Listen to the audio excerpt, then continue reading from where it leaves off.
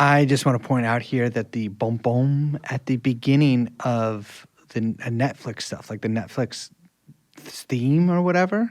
When the logo goes? I learned from the Tucker Carlson interview with Kevin Spacey that comes from a noise that Kevin Spacey himself makes in the hit show Frank Card's House of Cards. His ring.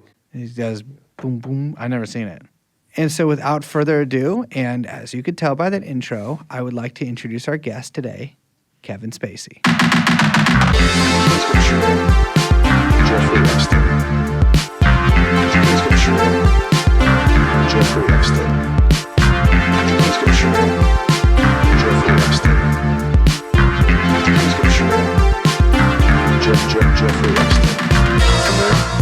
Come in.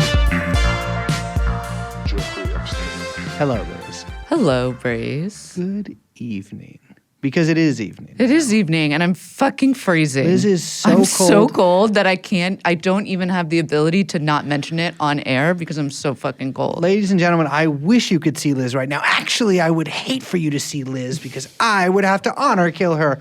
But Liz is currently wearing a some kind of warm style jacket. You can hear it. You can hear it. Make the noise. I love the noise. I couldn't wear it during the interview because it's too loud. It's a loud motherfucking jacket. But you know what? I don't care for listeners for listening to me yap. I don't care. You get to hear this. You get to hear it. But I'm so cold. Liz is currently. You're doing it too, dude. I'm mirroring. What you? Okay, that's Because I'm cold. your own issues too. Well, I'm dealing with two very different. wait. I'm not cold. But that's because I'm cold. I understand that's Oh. because you're cold, but I'm not saying you shouldn't be cold. Well, I wish you weren't cold.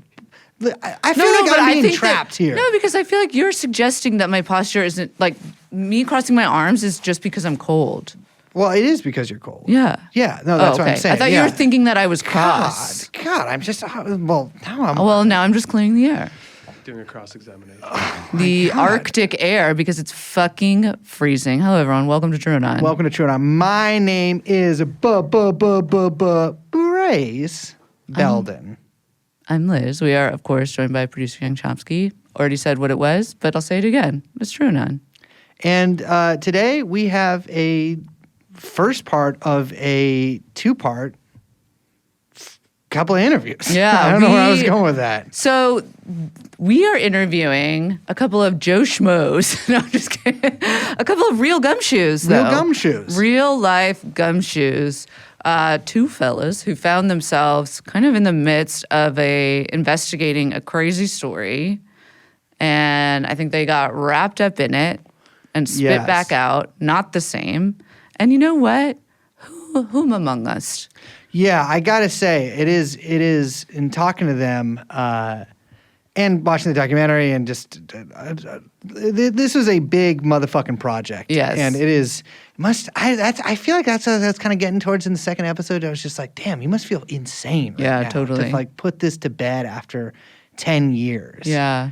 But there is a new documentary, I think the first one, at least that I know. I know there was like a Unsolved Mysteries about Danny Casolaro, but about the Octopus. And the Octopus is one of those things that I guess I don't want to say like the conspiracy world, but I'll say it. The conspiracy world is like it's troubling set of allegations, I guess. And I mean that because it has like, it's so vast and sprawling and covers so many different things that like, not only is there a certain amount of difficulty in telling the story, but there's a certain amount of difficulty in understanding it itself. I mean, you can see that we have to go through a lot just to even get the basic stuff out there so people can really understand what we're talking about in the most general sense. Yeah.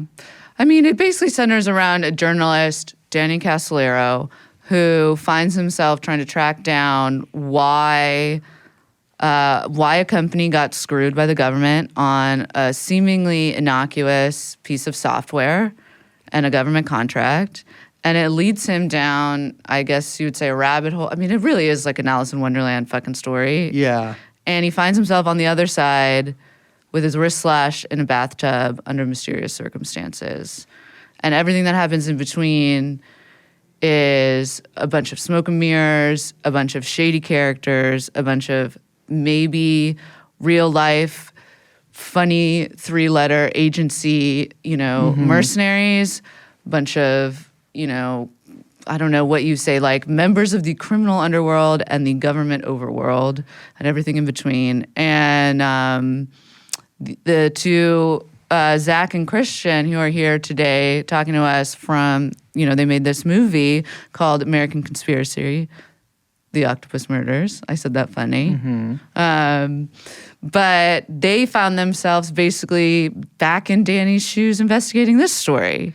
Yeah. It's a weird sort of, we get into it a bit later, but a weird doubling that happens, that everyone that kind of tries to get into this thing, from whatever angle it is not the same when they come out. Yeah, absolutely. And it's one of those things that I was very I was surprised that someone was doing a documentary on this because it's such a big subject and so and I think they do a really good job of showing essentially like all of the different facets, the human facets of this case. But it's such a sprawling conspiracy that touches on almost every deep event or facet of the deep state in the post-war era and during the Cold War, and it's really something.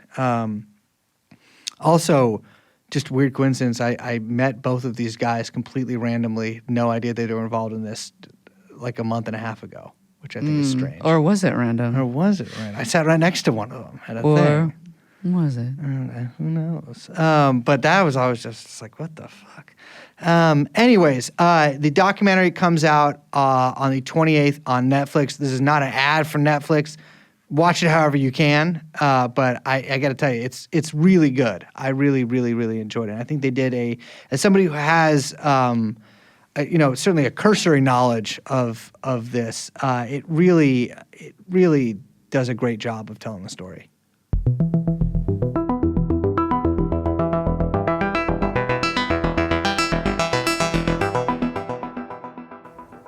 Ladies and gentlemen, welcome to The Res. We have with us here Michael, Can I Get a Bump, Bro? And Johnny Casamigos. That intro was rough. I think Johnny Casamigos was funny. Johnny Casamigos was pretty good. I was struggling with the other. I was trying to come up with something for Riconosciuto. And Can I Get a Bump, Bro? Works in a sense, but it's a little too Shakespearean, I think, for much of our audience who is, frankly, probably listening to this through one of those AI language translators into Chinese. Fellas, welcome to the studio. We have with us here, and I have my phone out with the full title and everything so I don't fuck this up. The creators of American Conspiracy, The Octopus Murders. Director Zachary Treitz, and independent, Dependent.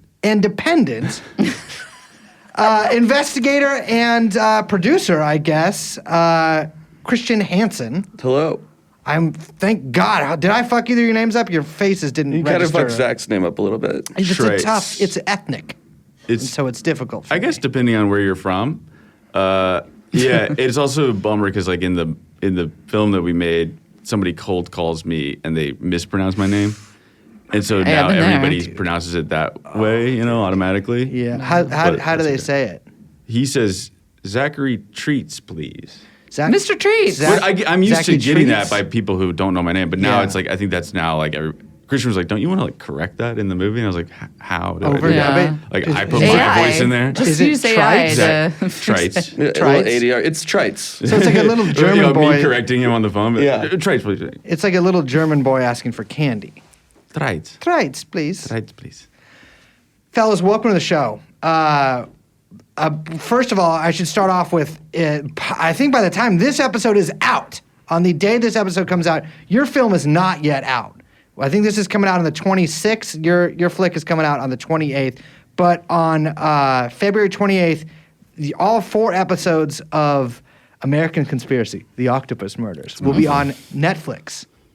Yeah. Right? Yes, Same correct. time? Yes. Dropping the same time. They all come out at once. Your information's correct. So just to let you listeners know, a lot of this, I feel like this will, anyone with a cursory knowledge of the Octopus Sprawl will definitely have a lot to dig in with these, but I feel like anybody, even if you do, would benefit from watching all 4 episodes to get a lot of what we're talking about and to put a lot of it into context, which I'm very excited to get to. Agreed. So wait, I have a question right off the bat, which is how long have you guys been working on this thing? Because in the episodes, is it episodes or I'm gonna probably call it episodes and movie, just so you know. I do the same thing. Okay, so in the movie that's broken in episodes, it seems like it's spanning about 10 years, but it's a little unclear. Of our time. Of your time. Right. Like how long did this whole project take? Well, Christian started it. Yeah, I started first in about like 2011 or 2012, and then and I was working doing research for what I was hoping would be a book project. Interesting. And meanwhile, Zach was making an independent film that was set during the Civil War.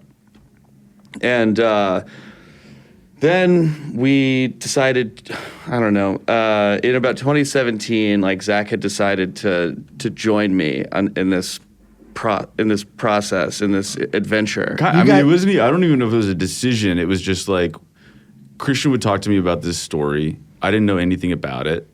Starting whenever he started, it started. His quest into it got more and more esoteric and strange and kind of worrisome. Him just stand up like late nights. You go over to his house. It's like, I've been up for like 2 days, and it's like, yeah, you look like it. Like, this is horrible. Talking about so PDFs. Our friends with me, our friends, his sisters, the family. It got to be the point sometimes, and I hate to like put Christian's I think in a better place now, but we were just like, man, I'm worried about him, and everybody's like, yeah, we are. Like, is it intervention? Like, what do we do? And he kind of that came and went. I think the most intense parts of it came and went in those first 5 years. Yeah, and then 2015 was like the most intense. Bleak. Yeah. What do you mean? Just like withdrawal I was like from everybody. everybody. I like kind of withdrawal from society. Talking a lot about PDFs, like Liz said, and I mean, I was so kind of like lost on my own that I kind of not even kind of overtly wanted some sort of assassin or some sort of like sign from the octopus that like I was onto something and all of this was real, because I was just it was something, it was so tangible yet intangible, and I was looking into such dangerous stuff and so many people who had died, and it was getting more and more obscure and more personal. And yeah, I just remember like, I was living in Red Hook at that time, and just like hoping that like, someone would pop in and shut it down. Mm-hmm. You were hoping that someone would shoot you on the subway. Yeah. And you're like, wait, we don't need an intervention. We need to make a movie. This is the perfect opportunity. Yeah, so we just decided to scare him one night. I do think that like there is something. Can I just say his opinion on that I think has changed. So for any fans out there, future fans, his opinion on that desire has changed. Don't do it to help him out. Wanted to say, Doesn't do want to. not kill I love Christian. being alive. Yeah. Okay. We're loving life. I didn't mean to cut you off, but I just it's want fine. to caveat. No, I think that there is something that's very specific about this story that drives people crazy, and I know that we want to talk about that, and that's a big part of. I mean, that comes into play in the series, obviously, and is like a big kind of part of the narrative. But maybe in order to get into that, we should kind of back up and give as much of a kind of outline, overview, I think a little cheat sketch. sheet. Yeah. What are we talking about? What are we talking about? Maybe it's not like, what is the octopus? Maybe we should start with Danny Casolaro and work our way backwards and forwards. Every sideways direction. and- And try to keep. I think it's important to try to keep it in a timeline so people can understand what we're bouncing around. There's like multiple layers of different stories that are interconnected with different timelines, including our own timeline. So we'll try to like constantly, while we were making the show, it was a matter of like, how do you make this make sense? And we will try to do that in an even more limited form of audio now. Yeah, I believe me, I'm familiar with, and especially because there are 2 people in the documentary and 2 people in the story with the same last name. Believe me, that has been one of our biggest struggles. If we ever do an episode with 2 people with the same last name, forget it. No, Yeah. there's Try nothing- 3. Try 3. Try 3 You're right. rabbis. Try 3. Oh my God. Yeah. 3 Or Shmooey rabbis. 3. Then we have, so there's two people with the same last name, and then the son of the guy with the other Yes. name has Yeah. the same first name as the other guy with the same last name. Right, Bobby Nichols. Bobby and Robert. Robert God. Nichols. And not they're just related. that, because of the nature of this story, you start to question whether or not that's intentional, right? You start to question, am I being fucked with? There's a lot of like pattern On a recognition. cosmic level. Yes. Or even intentionally by, bad actors. Okay, We so. don't even. I mean, just want to throw a pin in. It's like there's the Philip Arthur Thompson story. We found out there were 2 Philip Arthur Thompsons. Yeah. Jesus. Possibly one of them was named Philip Allen Thompson. And they're then both it's like- murderous. and they're both possible murders. It was very strange. Very Well, difficult. I would say I think some of our listeners might be familiar with Danny Casolaro's name in the same sort of way. I feel like him and Gary Webb are 2 of the journalists that people think of like dying under mysterious circumstances while looking into or having looked into something that intelligence agencies would rather they haven't. And I feel like Gary Webb, there's been a lot of attention paid. I mean, there's been movies and books and documentaries and all this kind of stuff. Danny Casolaro less so, although also pretty prominent. So I think, let's start with doing a little timeline of his death. So and maybe life. Yeah, In life, Danny Casolaro was born in Northern Virginia, like basically D.C. in McLean, Virginia, and sorry, he in 1990 he started researching this book project that started out being about stolen computer software, and just to really make it all very briefly, that he started in August 1990, and in August 1991, he told several close friends that he was going to West Virginia, this town, Martinsburg, West Virginia, which is about an hour and a half drive from Northern Virginia, to meet a source that he was both excited about and scared of that was going to help him tie up this research project that had morphed since the initial question that he had about the stolen software into like this interconnected web of arms deals and espionage and lies and weird, shady characters that he'd become very close with. And he is seen, we have reports of him waiting around for someone. There's also blocks of time that we haven't been able to account for based on the police records from his final days. And then on Saturday morning, early in the morning, he wrote a very brief note that said, "To my loved ones, please forgive me for what I've done, most especially my son. I know deep down in my heart God will let me in." And then That's a paraphrase. yeah, I think that's roughly what Roughly he what he said. said. Yeah, it's like If a not three-line exactly, I letter, think it's- yeah. And then he committed suicide, or Or did he died. write? I mean, he died in the bathroom, in the bathtub. And 2 weeks before that, he had told his brother that, if an accident happens, don't believe it. All kinds of, we'll get into it, but it's a very odd set of circumstances. I mean, Gary Webb his story is also important and sad, and I think Gary Webb almost certainly did commit suicide. Yeah, that seems to be a consensus among a lot of people now. There are 2 bullet holes in the head, but one was in the cheek. Yeah. And but it's also interesting that the New York Times and the Los Angeles Times and the Washington Post actively destroyed him and picked his story apart. Rather than taking a really good piece of journalism and running with it and expanding on it, they used unnamed CIA sources to debunk him, and they picked apart his personal life, and it was awful, and they destroyed his career. Was destroyed by his colleagues unnecessarily, and I think he might have committed suicide. Yeah. His but- career was murdered by unnamed sources from the CIA. Whereas, Danny was reporting on similar stuff. Danny and him talked, right? No, Danny or and Gary Webb Gary maybe didn't talk, but Danny is a footnote. Danny's mentioned in Gary Right. Webb's book, Dark Alliance. Right. But whereas Danny's death was ruled a suicide by the local police, and then 2 days later, they got in touch with his family, and that sort of like, why is there a 2-day gap? Created some suspicion around it. What was happening in that time? And then the family said, well, okay, it's suicide, but you got to understand what Danny was working on to really know whether it was a suicide or something else happened, because he was dealing with a lot of dangerous people and dangerous stories. He'd be getting threats, and we'd like you to look into this. And that kind of set up this media firestorm, I guess, that descended on Martinsburg and that whole D.C. area. It became a national news story about what happened to Danny. Was he murdered? All this stuff. And then, as those things tend to happen, I mean, there was an investigation by the local police. They said it was indeed a suicide. The family pushed harder. A few years later, there was an FBI investigation, DOJ FBI investigation that re-examined the Martinsburg stuff. They said that the evidence was that he had committed suicide. And there were a few other like sort of congressional and other independent investigations.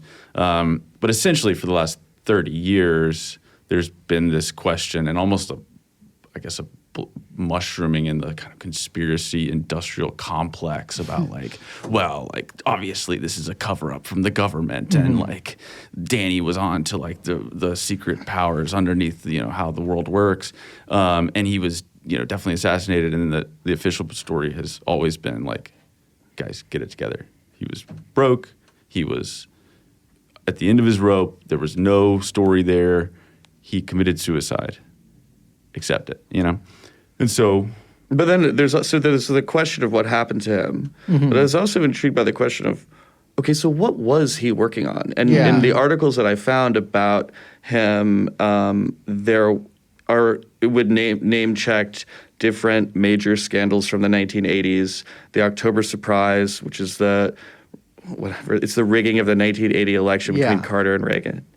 There's the Iran-Contra scandal and savings and loan crisis, all these different 1980s scandals, which I, as like a C student, didn't know that much about. Also, they're not taught that much. Yeah, they don't teach us about the savings, but I mean, and that obviously would take a couple of years. And obviously, the Inslaw case was, and so I was, very curious what he was what he was looking into, and it all seemed really interesting to me. So I was both wanting to figure out what happened to him, and then also figure out what it was exactly he was looking into, and try to figure out. And no one had done that before. And he did leave behind a lot of notes and scribbles and book proposals, and the notes have phone numbers of people's names and companies and all this stuff. So I've just started familiarizing myself with the milieu of 1980s conspiracy and political scandals, and got to familiar with the characters involved. Very important one was a guy named William Casey, who was a CIA director for Ronald Reagan. And it's just like this long, became a 10-year or longer and kind of continuing process of mapping out this whole story, both the story he was writing and the, what happened to him when he died and why. Well, let's talk a little bit about, as much as we can, the story he was writing. You mentioned the Inslaw case. Maybe we should start there, because that's kind of when Danny's, introduction into all of this begins, right? He's working at, what was the name of the computer? It's Computer World? Computer Age. Computer Age. It was like a little trade publication. Right. And I want to correct the record. Wikipedia quotes a Vanity Fair article by Ron Rosenbaum that says that he was a dabbler in journalism. And that's incorrect. I mean, working for a trade publication is journalism. You do have to develop sources. It's true. You do have to break stories. And you're actually more familiar with your particular area of interest than a Ron Rosenbaum, who's writing about a mysterious death in Martinsburg, the Skull and Bones, or Or whatever. Hamas. Ron Rosenbaum is like I've been driven a little bit crazy by. Yeah. No, and we're not like sitting No, here to he like just- no, attack he- no, Ron but that's- Rosenbaum. no, But no, it's, No, but we in the are. piece he Yeah. goes out You on a can. limb, in the piece he goes out on a limb saying that that basically Danny conned his family into believing that his death was a suicide designed by Danny to look like a murder so that his Catholic family could deal with the loss of him. Yeah, That's the yeah. contention he goes out on. And like, which is the same contention that the FBI lands on, which I find strange. and as a journalist, that's a big limb to go out on. And he also was friends with Danny. And it's just like, I would never go on that limb. And leaving out like Quare. one of your he knew about boys. Quare. Quare was around back then. Yeah, So yeah. he paints him as a hack and a kook. And he also does it's a good piece, you know. Yeah, I like, read it. it's- Yeah. He has amazing quotes from people at the time. It's just the conclusion is really strange. It's Yeah. like, I guess for me, it's like just that one little conclusion of, and we're getting ahead of ourselves maybe a little bit here, but just while we're on the topic, it's like, okay, so he made it look like it was a suicide, made it look like a murder. Why did he write the note? Yeah, why would he write Like, that note? the Yeah, police 'cause thought the- it was a suicide. the Like note he looks kind of good. missed the mark on that because like Yeah, yeah. the officials thought it was a suicide. Nobody Yeah, really he was so good at it questioned that he just convinced everyone. because it really does, you know. Yeah. Once you look into it, once you look at the actual scene, which we eventually did, like it looks like if you don't know anything, it looks like a suicide. Yeah. He's not doing a great job of making it look like a sort of Well, murder. he paints Danny in that piece too as like very willing to believe everything everyone tells him, which I gather isn't exactly the case, but it's sort of like that maybe because of that article or whatever, but that's like sort of how Danny Casolaro was seen by a lot of people as somebody who was just like overly accepting of these narratives that were spun by inarguable con men. But it's interesting because it is very like it's sort of it is a I think listeners should read the piece. You can look it up. It's called The Strange Death of Danny Casolaro. It's but- well written. I mean, it's Yeah, well it's written. well written. And Yeah. it's got a lot of amazing quotes from the time, from the people who were talking to him, Yeah. from his friends that we relied on. It's just there's some stuff in there that's weird. But like we were mentioned, that Danny got into this via the Inslaw case. Sorry, yes. And Inslaw is something that we've actually talked about a bit on this podcast before, and the Promise software. Yeah. I think it's been kind of a while since we talked about it, but this was a pretty major scandal that happened a good deal before Danny's suicide. Like this was not something. 10 years. I mean, it was still ongoing. I think I went on to like 2005 or something like that. But like the bulk of it being like real news came about in like the 1980s. And it's funny because like you guys have this sort of like archival footage, I guess, of like an Inslaw ad for Promise. Like We have like a lot of like their promotional materials and stuff that you see in the thing. The Inslaw affair, as it's come to be called, is like its own 30-part, series if you really want to go into it. It's like such a Byzantine each one of the things that we went into is such a Byzantine rabbit hole, for lack of a better word. But I think it does bear just like a quick explanation, maybe just to blaze through a little context, right? Of like what it for is sure. that Danny, So should I just like take a quick stab at this, just like Absolutely. hit the high points, right? So you've got this company started by a guy named Bill Hamilton, who was a former NSA operative who had spent time in Vietnam in the 1970s, early 70s, or late 60s, early 70s. He was in the NSA for 7 years either way.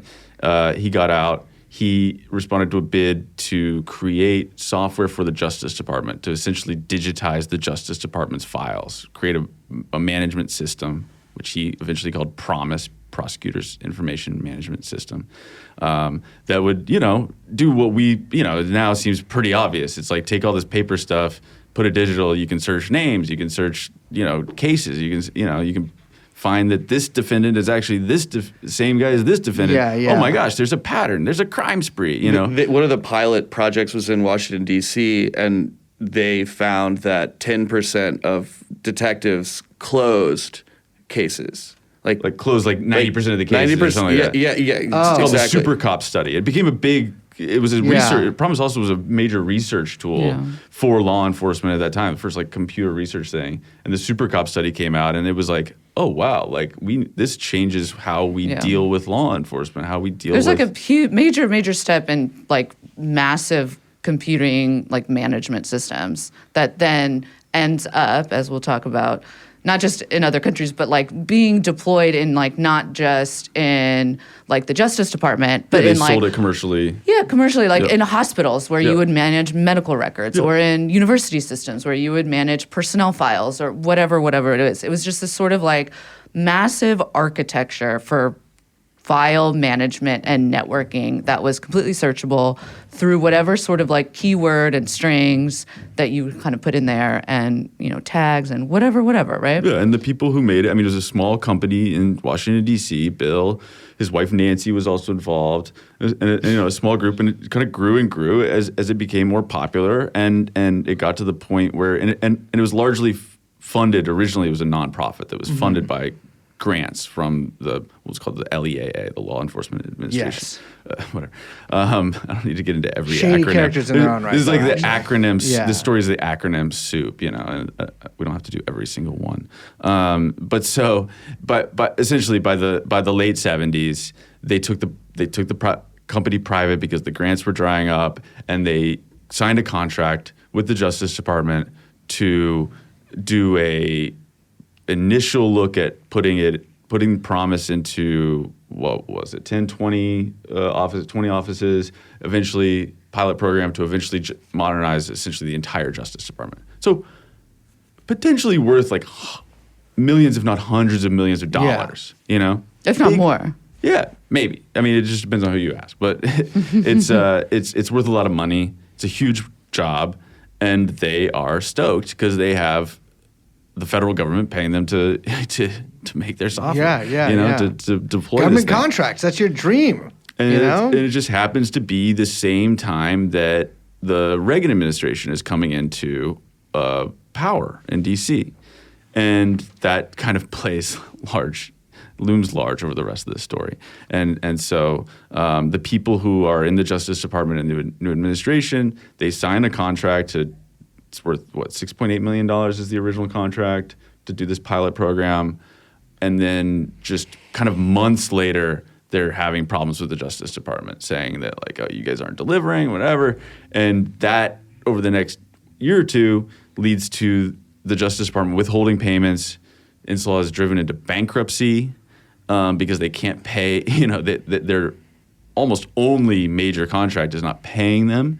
And they then sue the Justice Department in bankruptcy court, saying that the Justice Department has been, withholding payments and has driven them into bankruptcy. And that starts this kind of crazy legal odyssey for them. When they have the Elliot Richardson, who's a hero of Watergate, the former Attorney General, representing them, and the former president of the D.C. Bar, Charles Work, who's in the film, also representing them, and they win their first case. Yeah. And the bankruptcy court judge rules that the Justice Department stole their software using trickery, fraud, and deceit. And it was pretty clear that the software did get stolen and that something horribly wrong had happened. That the Justice Department was using the software and not paying for it. Yeah, that's just yeah. basically it. I mean, that's without any understanding of why. Bill Hamilton, the founder and creator of the software, had no idea why, and he was constantly coming up with explanations. Like one of the guys working on the contract team for the DOJ was someone that he had fired. Like maybe it was that, maybe it was just a vendetta, or but then those answers sort of didn't really end up panning out, and he keeps digging into it, and as they go through the appeals process, he gets deeper into figuring out that there's like an espionage angle involved in the theft of the software that becomes more and more clear. So essentially the next 9 or 10 years, they're fighting this back and forth with the Justice Department. Justice Department keeps on appealing, and eventually Inslaw the decision is reversed on a technical basis, and they're kind of left at square one, and they're like pretty screwed, right? Yeah. Because it's like they don't have any money. They've spent years trying to fight this thing, and they keep on sort of hearing whispers of like there's something else going on here. Like, and their central question is like, this is such a small amount of money for the government to pay them. Why won't they just pay it up, move on with our lives, and like, you know, we'll find some other clients, you know? And that's around the time that Danny Casolaro, I think, enters the story, right? It's like 1990. Danny, another trade publication journalist and consultant who knows Bill Hamilton, approaches Danny and says, you should talk to this guy, like, see if you can help him figure out what's going on. It might be a good story if you figure it out. So Danny goes into D.C. and meets with Bill and Nancy Hamilton. They explain, you know, kind of what's going on, and they also tell him about this telephone call they'd had a few months earlier with a guy named Michael Riconosciuto, who got in touch with them, says that he's sort of does freelance work for the intelligence community, names all these intelligence bigwigs that he knows, and basically Bill and Nancy wrote down this 2-hour-long meandering phone call, and then spent the next several months leading up to them meeting Danny, doing their own sort of fact-checking on this memo, and basically, you know, at that meeting gave it to Danny. And that was sort of the roadmap that he used to dive into this project. And one of the contentions in that Michael Riconosciuto had told Bill was that he put a back door into the software in a Native American reservation in the Coachella Valley near Indio, California, which is where they have the Coachella Music Festival now. And that it was through a joint venture partnership between this tiny tribe and the Wackenhut Corporation, which was a huge security company that was George Wackenhut, founded by an ex-FBI guy, and the board of directors was just like a who's who of intelligence. Exactly. You know, from like every different fucking agency. And William Casey Wackenhut was outside counsel, leading like right up before Ronald Reagan was elected. He became head of CIA. Omar Mateen, the Pulse nightclub shooter, former employee at Wackenhut. It's a Long and distinguished list. Yeah, a very long and distinguished list. Also, apparently operate in Belgium. Like And they do a lot of different things. I mean, it's important to note, like, they do anything from being the first private prison company in America. They do like office building front security guys who don't have a gun, you know, check your ID or whatever in the building.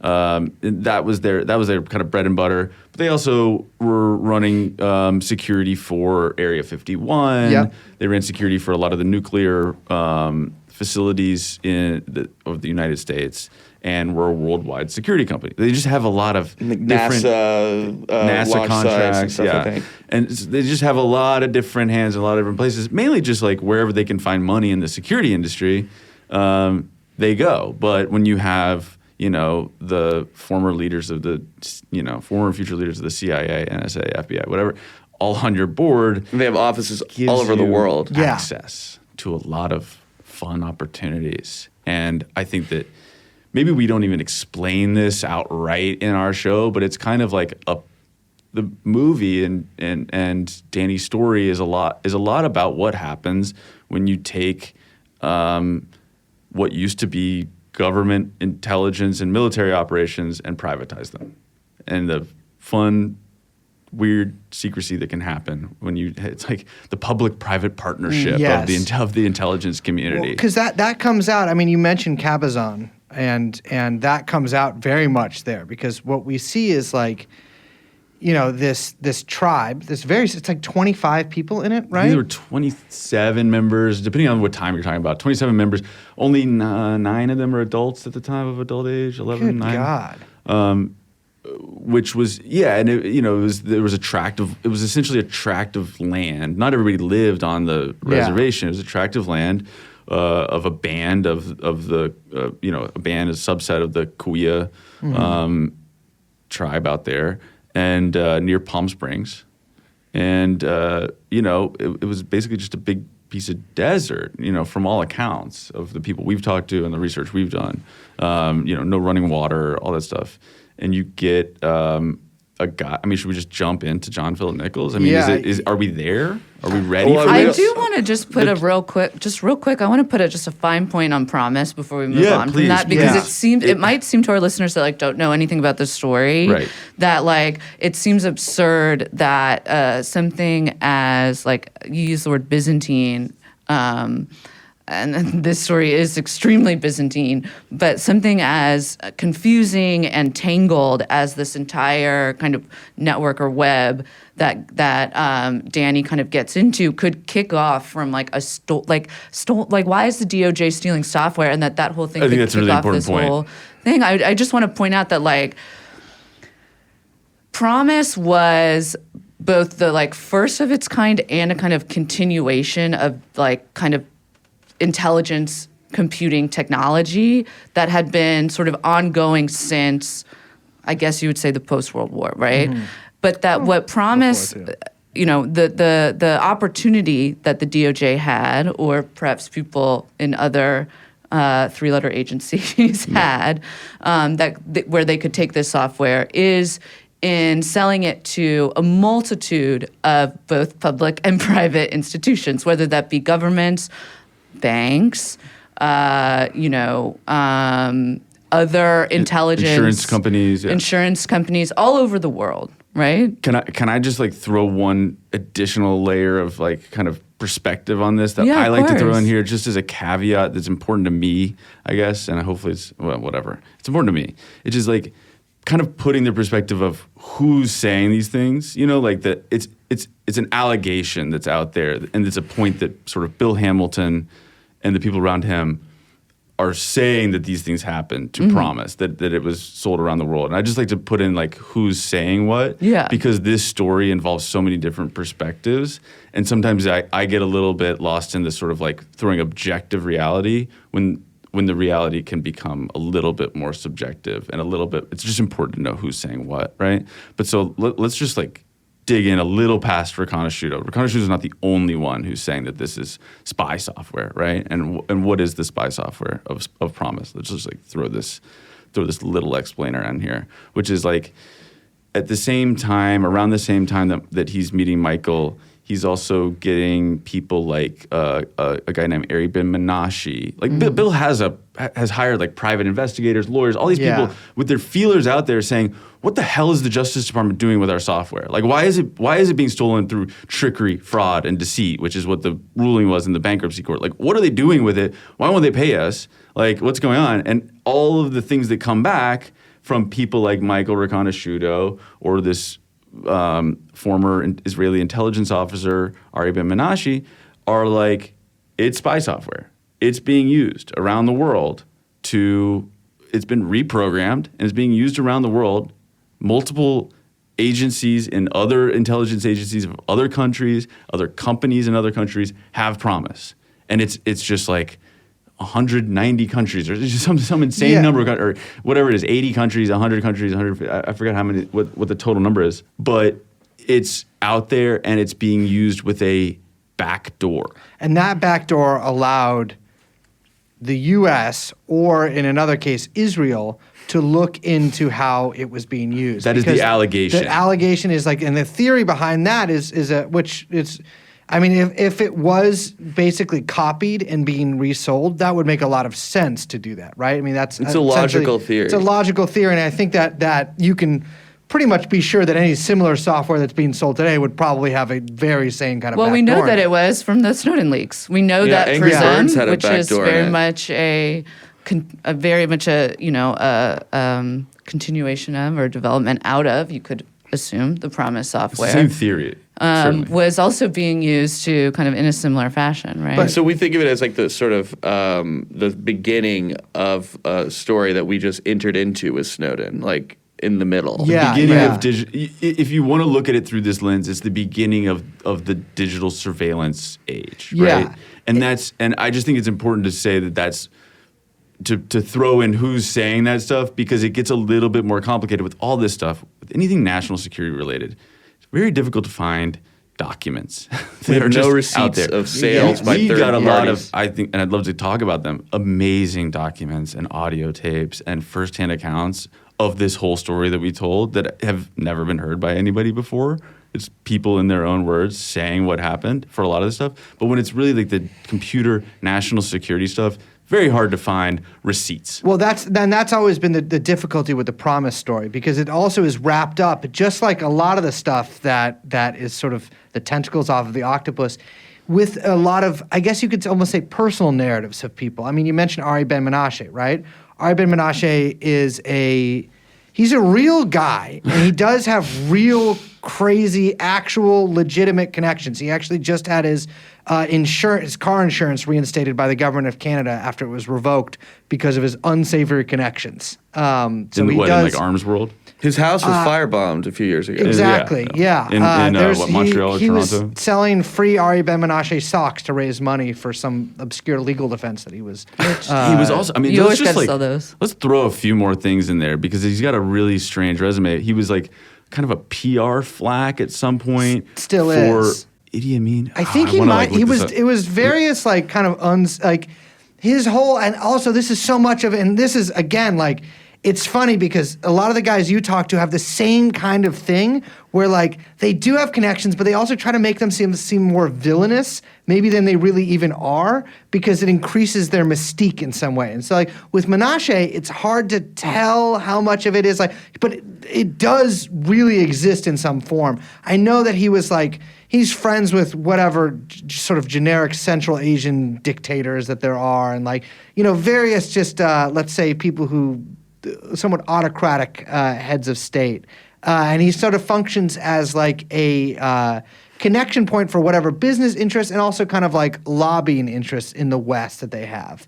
And this has led him to kind of get into a lot of hot water with the diaspora groups and also just various governments. We should also point out that he was perhaps the first person to come out of the intelligence community, the Israeli intelligence community, and revealed that Iran-Contra was happening. Yeah, So he broke has Iran-Contra. legitimate, newsworthy. Yes. He told bona fides. Time magazine first. They didn't Bona take fides, it, bona and then so Iran-Contra was actually broke in a Lebanese newspaper, I believe. It's like a magazine. Yeah. Well, and lest we forget too, he is also the source of the claim. I believe he is, although I haven't read the book in a minute, but I believe he's the source of the claim that Robert Maxwell was involved. Ghislaine Maxwell's father was involved in the selling of the Promise software with the backdoor in it to not only Jordan, which is one of the more famous like allegations that it was of the countries it was sold to, but also Bulgaria and the former USSR. So that he was essentially like hawking, that Robert Maxwell, sort of this media tycoon in England, was hawking a stolen copy of Inslaw's software behind the Iron Curtain for Israeli interests. for Israeli interests. Yeah. And did you see the movie Tetris that came out last year? It's No, about but I know that Robert Maxwell is- Robert Maxwell and his son are characters. So it's like, I thought it was interesting because there's this story about him, selling this one stolen software. Then there's another story of him getting Tetris out of the USSR. But no, and this is so off topic, but the Robert Maxwell thing is really funny because I had this weird theory that he was doing a lot of strange stuff with like higher echelons of the Bulgarian Communist Party and like funneling money out, especially towards the end. And it's interesting because he wrote all of these, at least one, I shouldn't say all of these, but at least one, like from him, introduction to a book of speeches by the leader of the Bulgarian Communist Party. that he put out under, I think, Pergamon Press. So strange, but he had all these weird connections with Bulgaria that I think is a really unexamined part of that. Anyways, I'm interrupting. I just wanted to like correct my. It's like I think I was thinking of Lumumba because of that book just came out about his assassination, the CIA. That was the time period's way off from that. But it's totally off. But it was Mugabe. Sorry, Mugabe, Robert Mugabe. yeah, with the hat. And Ari was like his kind of publicity flack. He's on the internet, like kind of defending what's going on. It's like, what are you doing? He's what is going on? incredible. He, dream guest for the show. So you guys, so we should move on. I think, in the interest of time, from Promise a little bit. It's covered in the fucking documentary. So there's us, right? Yeah. We're also kind of characters in the. And we're actually at a good point in bringing us into it because we started talking about the Wackenhut Corporation. Yeah. And a lot of people ask me how I got into this story. And I was researching the private prison industry. trying to get in on it. Yeah, I Is wanted there to know room for a startup? why my investments were doing so well. Yeah. No, I mean, I was trying to write about it. You're a journalist. Yeah. Try to find a fresh angle on it. It's an interesting topic. Also, it would like regularly make me actually cry. The research I was doing is it's horrendous. Yeah. And I also found that like the piece that I would have written is just it exists. I mean, and then what more can you say? Because you can come up with all these examples of all these horrible things, but they're getting paid by. It's like a hotel for people that don't want to be there, and they're lobbying to make things more illegal. Yeah. Drugs and they love immigration. Like ICE contracts and shit like that. That was their Yeah. first private prison was for an immigration makes detention sense. center. Yeah. And when the amount of lobbying that they do to make things more illegal. But the nickel and diming they do in the fucking prisons with the phone call shit too, and like taking away the typewriters, and it's so insane. And then you have people in the prisons, and then it affects their whole family. Yeah. It's like awful. Okay, so. Anyways, I realized that, so I would be talking to criminal justice experts, and they would always be talking about this company, Wackenhut. But when I entered the story, Wackenhut Corrections, their private prison concern, had changed its name to Geo Group. And so I was like, what is this Wackenhut everybody's always talking about? And so I just started looking into Wackenhut, and I got kind of obsessed with it. As we mentioned, its weird past in the 80s, and that's how because Danny was looking into Wackenhut. That's how I found an article I stumbled on an article about Danny Casolaro. And that just, I went on from there, not really expecting it to take this long. But yeah, that's kind of how I got into it. So through looking at Danny Casolaro, that does bring us to the Cabazon Indian Reservation. Yeah. Because, like we mentioned earlier, the sort of the allegation is that Wackenhut, this sort of private I think they're called private intelligence groups, but I guess they do private security too. So whatever, they're a conglomerate. They are alleged to be manufacturing, testing weapons on this reservation. And now we have documentation that there were major plans to manufacture biological weapons and to manufacture automatic submachine guns and which is crazy because there's nothing on this land, right? Like there's very few houses. It's desert out there. I mean, it's Indio from 40 years ago, right? Yeah, early exactly. 80s, late 70s, early 80s. They were trying to build facilities out there. It's got an aquifer underneath, but there's no running water because they haven't developed the infrastructure in that area. I think like Wackenhut even, we could start with, I feel like we should start with, we talked about Michael Riconosciuto tells Danny that he's done this software stuff out on this reservation, right? And it's like, well, why there, right? So could I just like toss us into the reservation? Toss us into the res. And I think I want to do that through the guy who he says is running this whole operation, a guy named Dr. John Philip Nichols, who's very important in Michael's life, very important in the Cabazon story, and very important for U.S. history in a weird way, especially Native American rights. And in Danny's life. and potentially in Danny's life. But so his story, and we interviewed his son, one of his sons, Bobby Incredible Moses interview, Nichols. by the way. Thank you. Incredible hair. Really Yeah. sweet guy.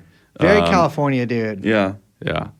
Very Or California. very dude. like I shouldn't He's even a very say chill California, bro. but just like southwesty And kind he's of guy. he's a guitarist, you know, and part of the story he was a young guy. He was in his 20s when his dad moved out and brought his whole family out. Him and his two brothers and his sister. They'd moved and their all mom. over the world. They'd Yeah. moved all over the world country. for the last like 40 years or whatever. I mean, well, him for the last 20 years, but he had been moving all over the world for the last 40 years, and they land in this tiny desert reservation in Southern California.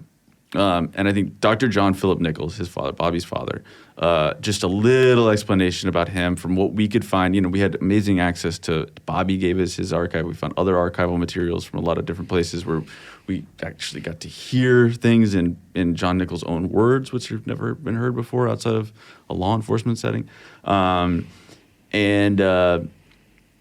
And putting together this tapestry of a guy who really doesn't have, there's not a lot of public information out there, was one of the key kind of challenges for us, like understanding how this dude, John Philip Nichols, ends up at this reservation. And it's like he starts in Milwaukee, Wisconsin in the 50s as like a brewing industry. Then he winds up in D.C. through the truckers union, working with Jimmy Hoffa's people. Oh, he was Teamster. Yeah, he was Teamster, and Okay. he was doing favors for Jimmy Hoffa that got him a federal warrant. Yeah. and All he- right. yeah. But that also, the fact that I didn't realize that for some reason, but that puts some of the later stuff into perspective as well. Yeah. And he, we kind of blaze through this because there's so much story in the movie, but I think now is an opportunity to just like mention a couple things. Like he's sitting under the Treasury building when he's arrested, right? And then like somehow he gets out of that situation, and he and his entire family moved to Brazil in the late 50s. Yeah, I was going to say 58, I think. Yeah, 59. 58, 59. Which if you know anything about Brazil, then you And know then it's what's like, going it's on like, then. what- That's yeah, where what's Hitler happening right then. then? Well, it's Yeah. like what we found when we were putting together his timeline is that he has this uncanny ability to be in countries, especially in Central and South America, right before they have, a anti-communist revolution. He just Well- has amazing timing. Because you mentioned Brazil, right? But he Right. was also in Chile. Well, and so Brazil first, and then suddenly he's in Chile Well, right before, and his story, and we don't even really dive into what he was doing in Chile. It's absolutely fascinating What was he he's doing doing there, which is like ostensibly in Brazil. Okay, first off, in Brazil, let me just throw this out there. He's working for a Coca-Cola bottling manufacturing company. You know, it's just like some The seriously most, like the most CIA job you can anodyne have. kind of corporate job, but it's like, oh yeah, like you know a lot about like it's like, Yeah, well, I was in yeah. a brewing industry. It's like, okay. I've seen a bunch of Ferry Arbuckle movies. And he's working for this consulting company called Anderson Clayton, which was down there, and it's we actually had a Brazilian assistant editor. And we had John Nichols' business card from the time that Bobby gave us, and it says like Anderson Clayton, CIA, and I was like, text our assistant. I was like, translate. What does this mean? He's like, oh, that means like that's what we would say incorporated. You know? And I was like, what? No, in Portuguese. It was just really hard. now. So yeah, he's there. There's a revolution in Brazil. He's out of there by the time the revolution happens. Then he's in Coup, yeah. Sorry, coup. Coup. Then, which was a largely like bloodless, quick coup, but it was an anti-communist Military thing. anti-communist. Yeah. And then in Chile, he's working with this company. Was it Church World Services? Yes, Church World Service. Great name. And you can find this book called Chile Envidado, which is about CIA and intelligence operations. So basically about American meddling in Only Chile. in it's only in it's not in Spanish. English. It's only in Spanish. And there's a whole chapter on John Nichols and Oh, really? and what he's doing down there with this Church World Services. And he's down there organizing the evangelical movement, basically taking rural people and trying to, in a largely Catholic country, and bringing out this evangelical movement, trying to grow their numbers of evangelicals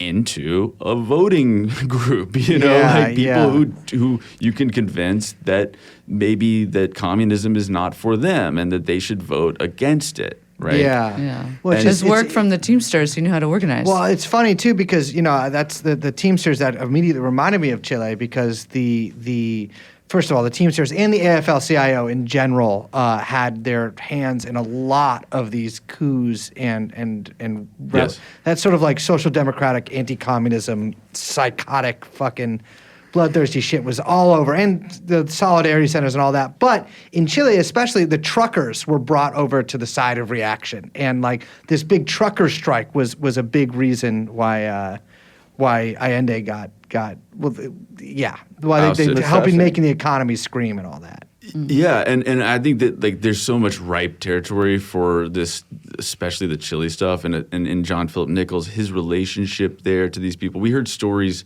that we couldn't put in, just kind of like anecdotal stories that we couldn't fully verify about what was like. There's a story later on of him being at some like hotel or country club in Palm Springs. Oh, this story is amazing. This is totally specious. Like, do not put any real this cannot be verified, right? But it's that one of the Cabazon members is sitting there with John Nichols at this country club, and Henry Kissinger in Palm Springs, and Henry Kissinger walks in the 80s and just walks past the table and just says, "Hi, John," and then walks past, It's like, well, that would be interesting, Yeah. Like it would make a lot of sense is what it Yeah, was, yeah. that you have these kind of a dude like John Nichols who's going in, being a religious leader, even though he seems to have, he has like a mail-in degree as a doctorate of religion, but he doesn't seem to have necessarily a real religious connection. But he's a very smart, cunning dude with a problem with the federal government that he's perhaps trying to work off with this like jail deal or whatever he was dealing with the federal government, and he's organizing all these people, and then lo and behold, Allende is elected. John Philip Nichols leaves, and shortly after, there's a coup in Chile, and he moves on.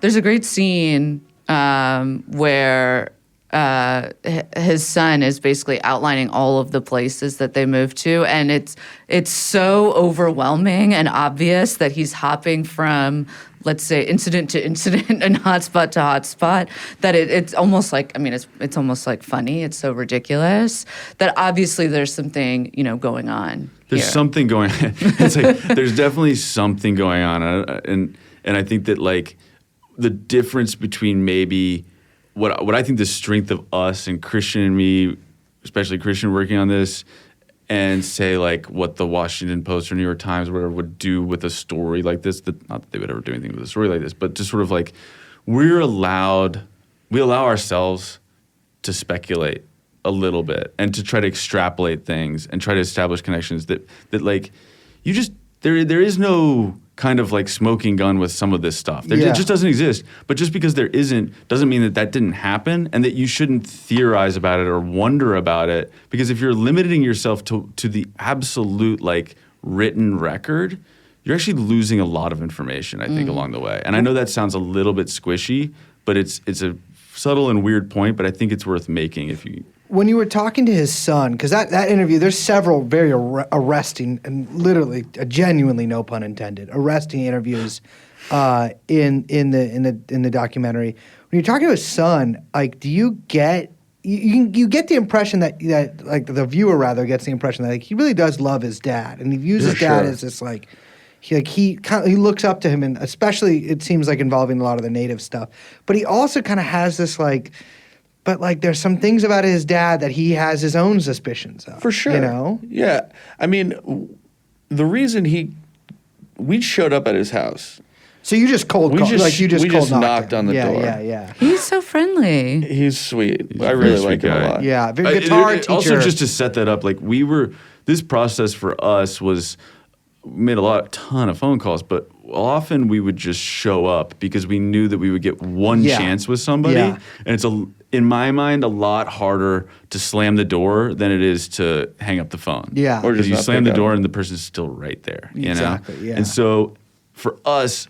They got to come to the door. Who is this person at my? Who is this person standing outside Who my are these house? two funky fresh white boys at Yeah. my door? And we're and for us, I think as people who are not, we're kind of naives in this world. Like Christian has a background in photojournalism, I should say. He worked for the New York Times for years. I have a background in fictional filmmaking, so I'm used to doors being slammed in my face, but it's usually about like, can I shoot here? It's Yeah. we are naives in this world of like investigative journalism, and making a documentary or making a 4-part documentary series was beyond our normal sphere of knowledge. But anyways, Bobby. But we would show up on these doors with people like Bobby, and we'd be like, have no idea what we're about to experience, because in our mind it's like Bobby's dad is a very dangerous, scary And Bobby dude. had gone to prison for embezzling money from the Cabazon casino. Oh, Bobby did He too. went to a Wackenhut prison. I'm not. It's in the paper, so That's later after all Yeah. this story. Like he Wait, ironically oh, ended my- up in a Wackenhut So we had no idea prison. what we were getting ourselves into. But basically, he was really sweet, and he wanted to know if, like, he basically was going to help us help him figure out who his dad was. Interesting. Maybe if I give you whatever data I've got, maybe if you mix it up with whatever you guys have come up with, like maybe together, with all of that, we'll figure out, what was really going on. Because he's a really smart guy, and he knows that as you guys picked up on, there's something more to the story. That, Yeah. Well, certainly his dad got in some trouble later. yeah. Yeah. Well, I mean, to one of the reasons that Casolaro starts looking into Cabazon is because there's this murder, there's this execution style murder. Which, listen, I got to tell you, the phrase execution style gets thrown around a lot when you're talking about murders. But this is pretty execution style. Three people sitting down. It's a triple homicide. Triple homicide, shot in the head with a .357 Magnum, which is I don't know if you've ever shot one of those before, but that is just some kick to that motherfucker. So it's also a little confusing to me how everyone was just still seated for all three of those Three shots. people, yeah. Because I've shot one several times, and And that's Fred, The person who was killed, Fred Alvarez. the main target of that hit, presumably. Yeah. He had a gun in his waistband, like when he Yeah. died. Yeah. So, right, Danny starts looking into Cabazon because Michael Shudo. says that there was all this going on out there, this Wackenhut Corporation, this weapons testing, and then all run by John Nichols. briefly, Danny is like forgets all about Promise, as far as I can tell from looking The at his notes desk, and and he's shit, just yeah. like pitching a story just about Cabazon. Yeah. And That murder, by the way, is unsolved. that murder is To unsolved. this day, unsolved. unsolved. Yeah. Those murders, Murders, that incident. Triple homicide. Right. So yeah, basically, when Wackenhut was gearing up and John Nichols was gearing up as tribal administrator, Fred Alvarez, one of the tribal members, started questioning what was going on. He assumed that John was skimming money from the casino because there was a lot of projects happening, but a lot of investment, but nothing was going back to the tribal members who were, co-owners of everything that happened and should be involved in the profit sharing, which is how it goes now. My first girlfriend ever got a bunch of money from a tribal casino in California. Yeah. I Wait, you mean it's gambling or off the top? Off the top, she was skimming it. Like it's a big thing with some tribes. You get paid often a lot of these an tribes. annuity or whatever. Yeah, Yeah. you get paid an annuity, and like a lot of tribes, especially because Indian casinos are a fairly new invention, or a fairly new, it's a new thing. And it's just important to maybe we'll just throw it out Yeah, here now. yeah. And if we don't dive into this in the series, I hate to keep on saying that, but like this story is the reason why your first girlfriend had that money, essentially. Yes. Because Dr. John Philip Nichols moved in with his family to this place, started a poker casino and bingo parlor in the early 80s. The first Native American poker room, started fighting the local government, state government. They took that all the way to the Supreme Court, the Cabazon versus the state of California in 1986 and 1987. And this is almost like entirely outside of our timeline, but like that case sets up what we have now, the Indian Gaming Act, which makes gambling, tribal gaming legal and them able to make money, and gave for these tribes the first real kind of financial independence that wasn't a subsidy from the government. And it's known, the Cabazon versus California is a huge case in Native American law that's had a lot of benefits for a lot of people, and it comes out of this lawsuit coming from his fight for essentially his theory that you can do anything on a Native American reservation. Yeah, it's a sovereign country. Land. I mean, it's hard maybe for people. And that's how he gets into this idea of, well, what else can we do out here? Yeah. Well, I have a question who about else? that, because from my understanding of the way he operates is that John Nichols. Yes. He's got his feet in and out of all sorts of, whether it's agencies, organizations, corporations, Organized crime. whatever, organized crime, which is what I want to talk about, because who would be very interested in getting in on the gambling racket? The people who make a lot of money in the gambling racket, organized crime. So one of the very interesting documents we got from Bobby was his recently deceased brother Mark's birth certificate. And so this is even years before the Cabazon reservation, back in the Milwaukee days. And listed as his godfather on his birth certificate is one of the heads of the Milwaukee, one of the crime families. Oh, wow. Yeah. Yeah. So obviously with the Teamsters thing. Yeah, and that's the thing is too, I hope we never try to make like a movie with Teamsters on it, because we're gonna have some problems. Well, right? hopefully maybe TD. I mean, the Hoffa's kind of out on that. I saw The Irishman.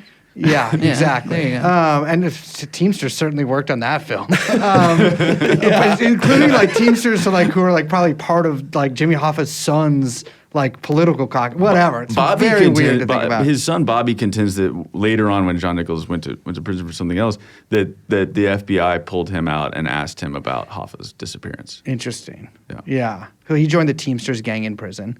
And so there's this sort of mob style hit, which is another thing that people like to say about murderers. Mob connected guys had been brought in to run the casino. Yes. Yeah. And as Bobby says so eloquently in our show, well, who else are you going to get to run a card room? I mean, who knows how to run a card room better than these guys? It's true. I would say now times have changed a little bit.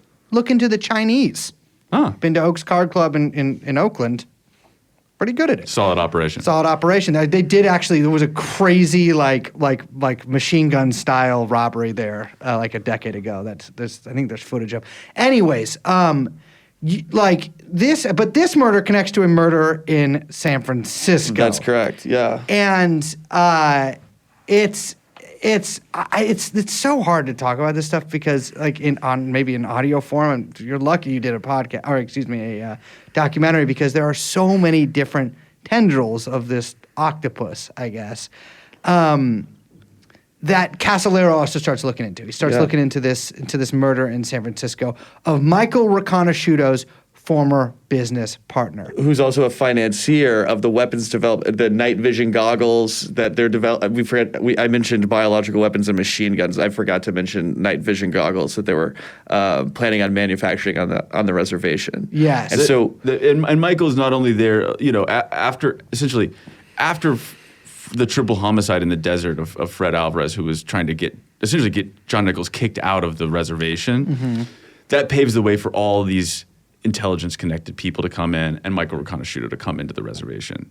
I should mention also the care of Dr. John Philip Nichols, who is not only running the reservation as his tribal administrator in the poker room and the bingo parlor, all that stuff. I mean, bingo parlor was actually a couple years later, but all that stuff. But he's actually what he calls himself as a social psychologist who I is feel there like to I'm that help too. Michael with all of his own problems in his life and to get a security clearance in order to do all this work for Wackenhut, to do all this weapons manufacturing plans for Wackenhut. We have invoices of money that a lot of money that Michael's father is paying John Philip Nichols to psychoanalyze Michael or whatever, help him, get on the straight and narrow, The straight and narrow being doing weapons research and stuff like Yeah. that. And it really is a portrait, I think, importantly, I know we got to get to San Francisco, but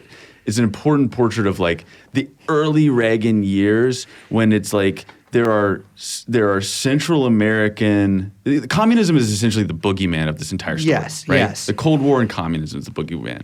And there's all these, proxy wars that we're fighting. And it's like, well, what can we do? In the administration, we could hire people like John Philip Nichols and Wackenhut to manufacture low-cost arms to send down to these places, and we will defeat the Russians as they try to creep, the communist Russian creep into America. And I think an important part to note too, like that, I'm not sure this means anything, but it means something in some way, is that they're talking about manufacturing all of this stuff, night vision goggles, biological warfare, your submachine guns, and having them tested and having some of these weapons tests done by Contra generals. Yeah, they show up. Which is really wild on this reservation.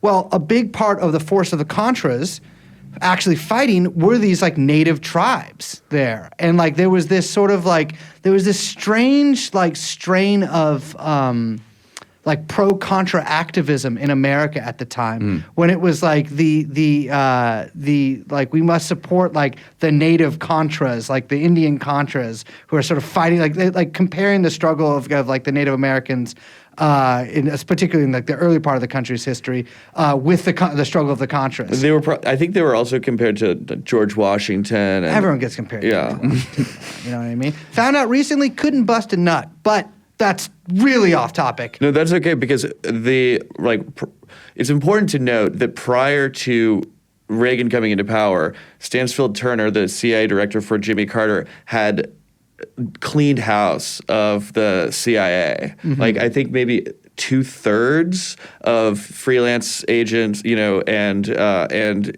operatives and case officers were laid off. So now you have just out in the world all of these people with a very specific set of skills and no job. Meanwhile, there's all these secret wars gearing up. It's kind of like insanely perfect timing. Yeah, very, very reminiscent. Well, and a lot of 2000. reasons those secret wars are gearing up is because there are all of these people looking for freelance gigs, Yeah, right? that's Like it's a really good dialectic. point, It's Liz. not just, Also one to very the other. reminiscent of 2003 Iraq and debathification. But so you guys, from what I understand, also you bought a significant amount of arms for this. Yeah, so we came into this whole story as customers. Yeah, you know? of course. And we Trying were to just buy looking for good Promise, deals. Trying to You're buy just heroin. trying to, wheel and deal. But so, we have like, you see, we have tons of documents from all different kinds of sources that we found, some of which we just like don't really, a lot of people who worked on this don't know where we got this stuff from because we wanted to keep that secret from everybody involved. There's very few people who know where we got everything from, essentially just Christian and I. But so we would just find invoices and random things. And so we started just calling people who were out there who were working with, these intelligence operatives and stuff like that. So we call like there were In these former reams CIA of papers that we got, there are invoices that are unredacted with names and amounts and all kinds of some of these guys are still alive. So we would just call them up and try to meet them. And there was this one guy who was an arms dealer who we know who had potentially done some work with John Nichols out there. We call him up. We found that invoice later. We actually learned about him because we called a journalist who told us about another journalist who met a guy, and so then he was like, "Oh, you got to call him. I don't know if he'll talk to you. Like he's a real curmudgeon, but call him up, see what he says." And we call him up. We're just driving around. A lot of this was just us driving around and just like knocking on doors, like I said, and calling people randomly and just praying that they would pick up. And so we call this guy. And we're like, "Do you remember Dr. John Philip Nichols?" And he's like, "Oh man, that guy. Yeah, of course. Like, I was out there. He brought me in. I used to manufacture weapons, right? Like that's my job. And he brought me in because he wanted me to make silencers for him. So I go into the office there, the tribal office, and he's saying, how good are your silencers? And I said, pretty good. He's like, all right, well, why don't we, he's like, calls the secretary. He's like, bring us in some phone books. He's like, how many phone books do you need? He's like, to shoot through, I don't know, 5, 10 phone books? Bring in 10 phone books. Brings in 10 phone books. And in the office, in the tribal office, he pulls out the silencer, the 9mm, and he's like, keep the door open. Shoots this phone book, then brings the secretary in. Is like, Martha, whatever her name was, like, did you hear anything in here? And she's like, no.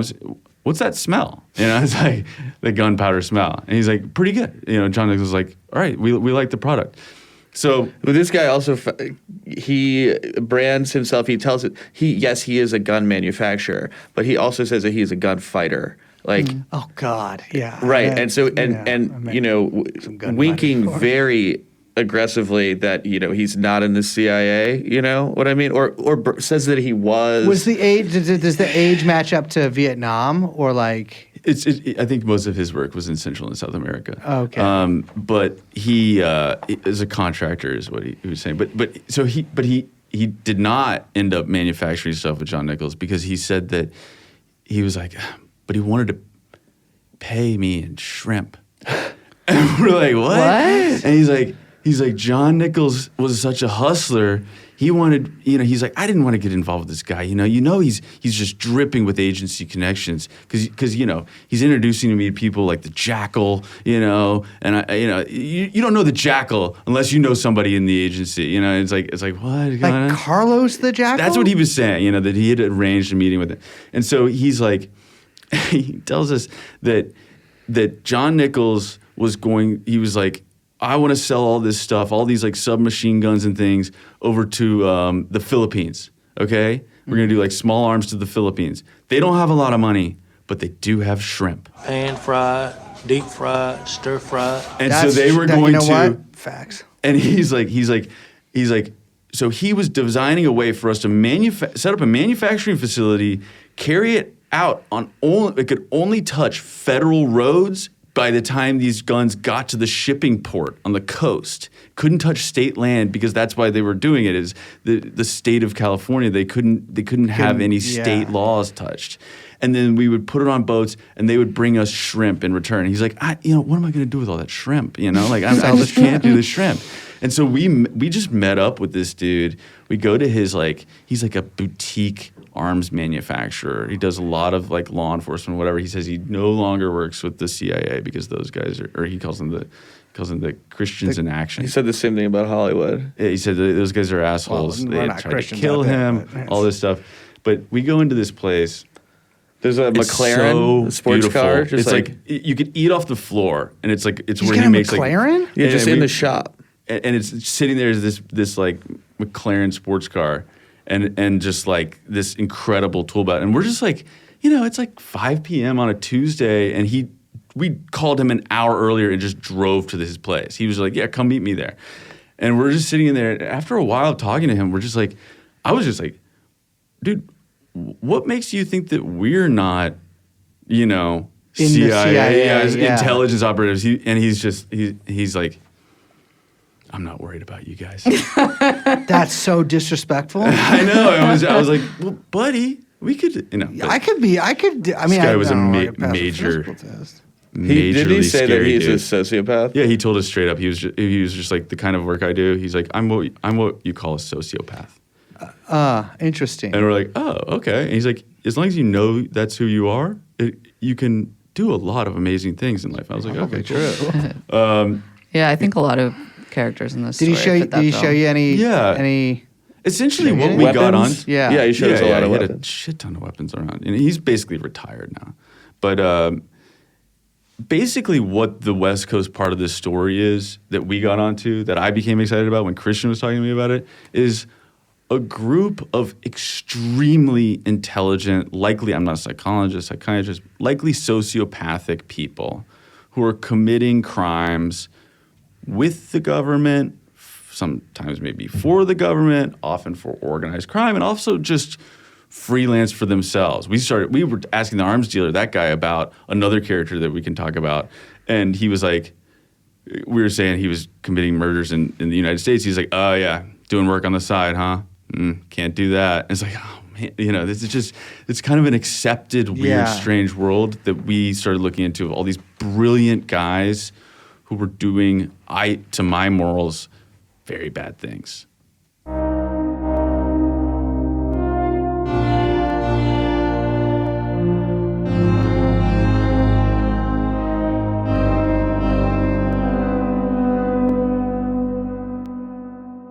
I want to mention something that we didn't talk about in the interview because that would be, I feel like that would put her on the spot. But Liz has had in Google Meets an octopus thing on her head. Oh, yeah. It's my anti-Semitic, autistic, sleep stuffed animal hat. For several months, Liz has had a filter on her since Greta Thunberg was called out by, I believe, German media for having her autistic octopus toy or whatever it is.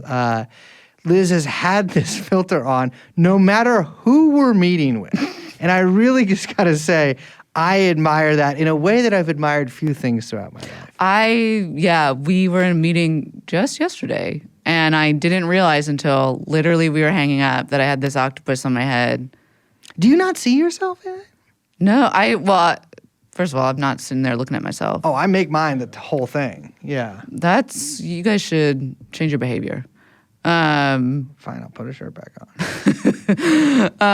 No, I don't know. I just forgot. I didn't look at it. I like it. It makes you non-threatening. I think it's, I like that it's kind of askew. Mm-hmm. It's got a little attitude. It's a little off to the side, It's got a little it's like a flapper hat or something. It's showing some things. Well, we have a part 2 of this coming out later this week. We get into even way crazier shit. It gets way crazier. Yeah. Kind of a marathon couple episodes. Anyways. My name is Brace. I'm Liz. We're joined by producer Young Chomsky, and the podcast is called TrueAnon. We'll see you next time. Bye-bye. Let's get you in. Jeffrey Epstein.